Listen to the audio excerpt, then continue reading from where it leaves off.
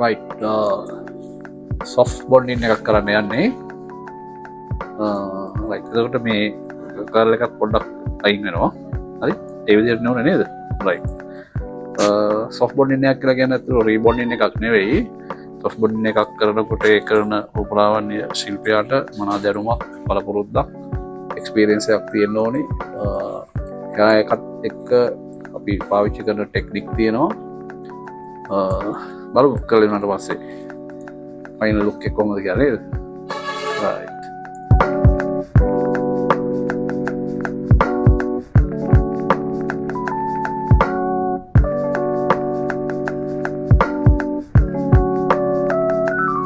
right ඔන්න අපි මම කිව්වා වගේ දැන් soft bonding එක කරලා ඉවරයි ඉතින් පේනවා ඔයගොල්ලෝ දැක්ක කලින් soft bonding එක කරාට පස්සේ විශේෂම දේ මේකට iron අපි use කරලා නැහැ ඒක iron කරලා නැතුව කරන්න නැතුව කරලා තියෙන්නේ ඉතින් ඒකත් එක්ක ඇත්තටම මේ soft bonding එක කරන ටෙක්නික් තියෙනවා ඒ ටෙක්නික් අනුගමනය කරන්න ඕනේ ඒකට එක්ස්පීරියන්ස් එකක් තියෙන්න ඕනේ ඉතින් මේක ඇත්තටම හරිම natural after look එක පේනවා ඇති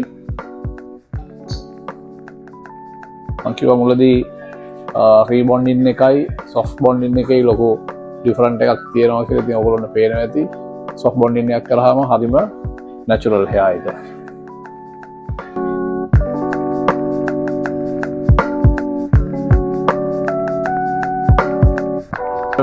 මේ වගේ දෙයක් කරාට පස්සේ after use කරන shampoo එකයි condition එකයි ඉතාමත් වැදගත් වෙනවා sulfate paraben free shampoo එකක් පාවිච්චි කරන්න ඕනේ විශේෂයෙන්ම hair එක maintain කරන විදිහ අතරම client කියලා දෙන්න ඕනේ නැත්නම් hair එක හරියට maintain කරගත්තේ නැත්නම් අපි කරපු වෙච්ච මහන්සියෙන් කිසිම ප්‍රතිඵලයක් නැති වෙනවා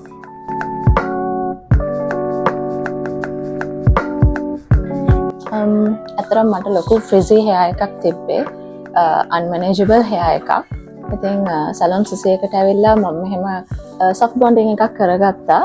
අතරම හිතුවට වඩා හරිම ලස්සනට ආවා. confidence boost එකකුත් ආවා ඒ වගේම.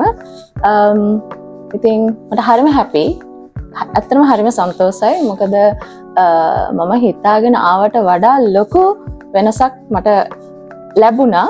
ඉතින් I'm so happy about it and Mr. Shant මම thankful වෙනවා මට මේ salon susi එකට ඒ වගේ Mr. Shant Miss Susiට බල හැමෝටම මට මේ confidence boost එක දුන්නට